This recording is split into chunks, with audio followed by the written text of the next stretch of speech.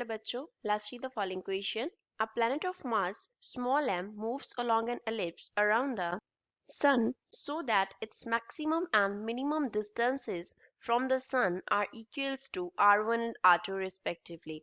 Find the angular momentum capital M of this planet relative to the center of the sun. Question में हमें क्या दिया है, एक प्लैनेट दिया है जिसका मास है स्मॉल m, वो सन के राउंड इलिप्टिकल ऑर्बिट में क्या कर रहा है, मूव कर रहा है। उसका मैक्सिमम एंड मिनिमम डिस्टेंस दिया है, वो कितना है, r1 एंड r2 है। मैक्सिमम r1 है, मिनिमम r2 है। हमें एंगुलर मोमेंटम जिसको कैपिटल M से उन्होंने डिनोट किया है वो फाइंड आउट करना है प्लैनेट का relative to the centre of the sun. So first of all we will talk about the key concept used in the question. इस क्वेश्चन में हम क्या की concept अप्लाई करेंगे। फर्स्ट इस पे जो लॉ है वो हम अप्लाई करेंगे कंजर्वेशन ऑफ एंगुलर मोमेंटम का। Conservation of angular momentum, according to conservation of angular momentum, एक पर्टिकुलर सिस्टम के लिए जिसकी हम बात कर रहे हैं, एंगुलर मोमेंटम जो m होगा वो कंजर्व्ड रहेगा।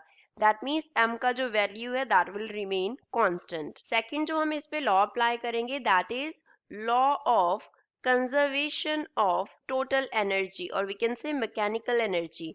Conservation of mechanical energy, according to law of conservation of mechanical energy, system का जो टोटल एनर्जी होता है वो कांस्टेंट रहता है। सिस्टम का टोटल एनर्जी क्या रहेगा, कंजर्व्ड रहेगा। दैट मीन्स उसका वैल्यू कांस्टेंट होगा। टोटल एनर्जी होता कितना है, ये हमारे पास सम होता है किसका, potential energy and kinetic energy का। पोटेंशियल एनर्जी प्लस में क्या होता है, काइनेटिक एनर्जी। इसका जब हम सम कर देते हैं तो हमारे पास आता है टोटल मैकेनिकल एनर्जी। तो इसका जो सम है वो क्या रहेगा, कांस्टेंट रहेगा। पोटेंशियल एनर्जी को हम डिनोट कर लेते हैं पी ई से, एंड काइनेटिक एनर्जी को हम डिनोट कर लेते हैं के ई से। दैट मीन्स इसका जो सम होगा वो हम किसके इक्वल फिल करेंगे, इक्वल्स टू अ कांस्टेंट। अब क्वेश्चन को अंडरस्टैंड करते हैं। सपोज हमारे पास इस पोजीशन पे सन है, इसके अराउंड एलिप्टिकल ऑर्बिट में जो प्लैनेट है वो रिवॉल्व कर रहा है। ये सेंटर पे हमने क्या ड्रॉ किया है, ये सन है। सपोज प्लैनेट का एक पोजीशन यहाँ पे है और दूसरा पोजीशन यहाँ पे है। ये उसका फर्स्ट पोजीशन है, ये सेकंड पोजीशन है। फर्स्ट जो उसका जो स्मॉलेस्ट जो डिस्टेंस है वो हमें क्वेश्चन में कितना दिया गया है, r2 दिया गया है। और उसका जो सेकंड वाला जो मैक्सिमम डिस्टेंस है वो हमें क्वेश्चन में कितना दिया गया है, r1 दिया गया है। तो r1 पोजीशन पे उसका जो वेलोसिटी है सपोज वो v1 है। इस r2 पोजीशन पे उसका जो वेलोसिटी है वो कितना है, v2 है। तो इस पोजीशन पे जो उसका एंगुलर मोमेंटम होगा वो m1 होगा। इस पोजीशन पे एंगुलर मोमेंटम m2 होगा। कैपिटल M से एंगुलर मोमेंटम को डिनोट किया गया है। तो कंजर्वेशन ऑफ एंगुलर मोमेंटम अगर हम अप्लाई करें तो जो m1 होगा वो किसके इक्वल होगा, इक्वल्स टू m2 होगा। एंगुलर मोमेंटम जो है वो इक्वल होता है मास, वेलोसिटी एंड परपेंडिकुलर डिस्टेंस के प्रोडक्ट के। अब यहाँ पे स्मॉल m हमें क्या दिया गया है, मास ऑफ प्लैनेट दिया गया है, मास ऑफ प्लैनेट। तो मास ऑफ प्लैनेट तो कांस्टेंट रहेगा, तो m1 को हम क्या लिखेंगे, m v1 r1 लिखेंगे, एंड m2 को हम क्या लिखेंगे, m v2 r2 लिखेंगे। यहाँ से v1 का वैल्यू निकाल लेते हैं, तो m तो m से कैंसिल हो गया, तो v1 इक्वल होगा v2 r2 अपॉन में हमारे पास क्या आ जाएगा, r1 आ जाएगा। Consider to question number 1। अब हम अप्लाई कर देंगे conservation of total mechanical energy. तो फर्स्ट अगेन इस पोजीशन पे जो पोटेंशियल एनर्जी है सपोज वो PE1 है, एंड जो काइनेटिक एनर्जी है सपोज वो KE1 है। सेकंड पोजीशन पे जो पोटेंशियल एनर्जी है वो कितना है, PE2 है। उसमें प्लस कर देंगे इसका काइनेटिक एनर्जी जो KE2 है इस सेकंड पोजीशन पे। तो हमें जो लॉ हम अप्लाई करेंगे उसके according we will write potential energy at first point plus kinetic energy at first point equal रहेगा किसके, potential energy at second point plus kinetic energy at second point। अब potential energy का जो formula है वो क्या होता है, potential energy PE का फॉर्मूला होता है माइनस g।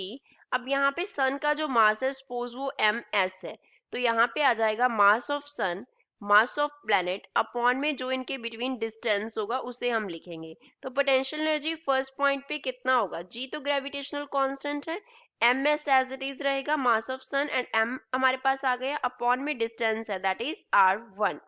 अब यहाँ पे हम लिख लेते हैं कि जो ms है वो मास ऑफ सन को डिनोट करता है। ms is mass of sun को डिनोट करता है and g here denotes gravitational constant. g here denotes gravitational constant. Gravitational constant को ये डिनोट करता है।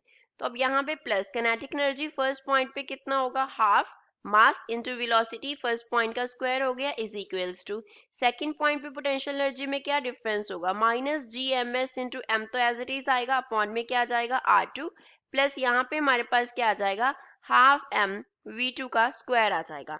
अब फर्स्ट इक्वेशन से हमने v1 का वैल्यू निकाला था तो उसको इस इक्वेशन में सब्स्टिट्यूट कर देंगे।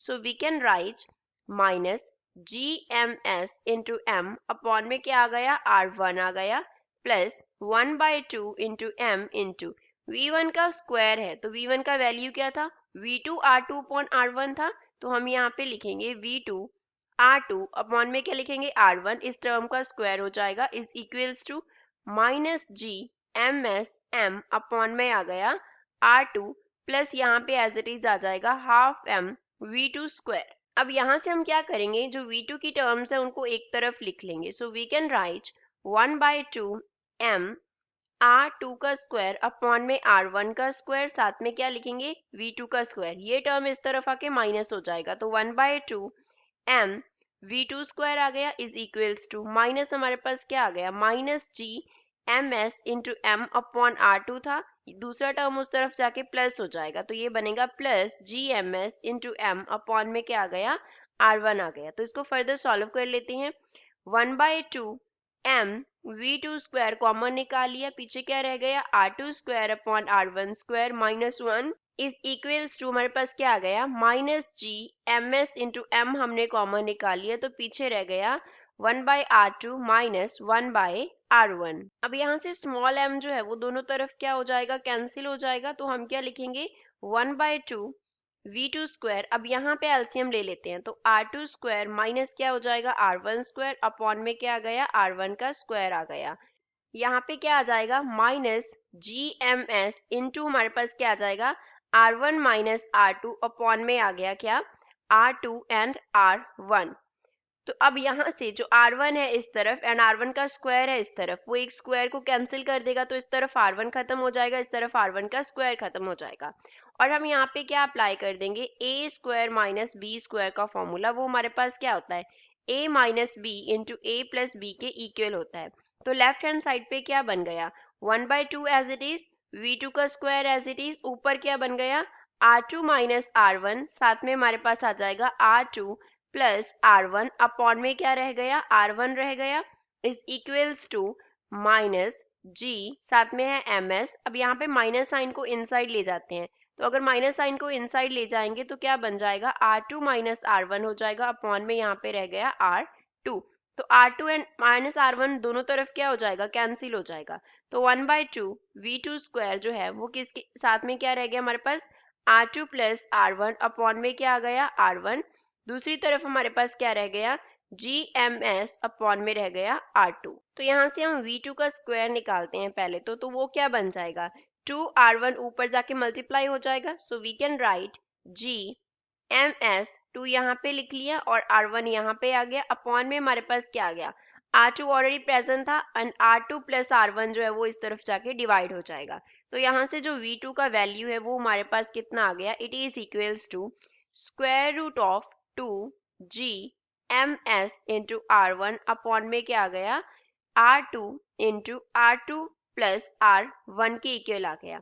अब कंसिडर इक्वेशन नंबर 2। तो अब एंगुलर मोमेंटम जो था कैपिटल M, उसके लिए क्या फॉर्मूला था हमारे पास m v2 r2 था एट द सेकंड पॉइंट। अब v2 का वैल्यू सब्स्टिट्यूट कर देते हैं यहाँ पे यूजिंग इक्वेशन 2। अगर हम सेकंड को यूज करेंगे तो कैपिटल M किसके इक्वल आ जाएगा m r2 को एज इट इज लिख लिया, v2 की जगह पे हमारे पास क्या आ गया 2g ms इंटू क्या था हमारे पास r1 अपॉन r2 इंटू क्या है r1 प्लस r2। अब अगर इस r2 को हम इस r2 के साथ कैंसिल कर दे तो ऊपर क्या रह जाएगा स्क्वायर रूट रह जाएगा, दैट मीन्स कैपिटल M का जो वैल्यू है वो हमारे पास आ गया small m into 2g mass of sun into r1 into r2 upon में क्या आ गया r1 प्लस r2 आ गया। So this is final answer for the given question. ये एंगुलर मोमेंटम आ गया प्लैनेट का रिवॉल्विंग अराउंड द सन।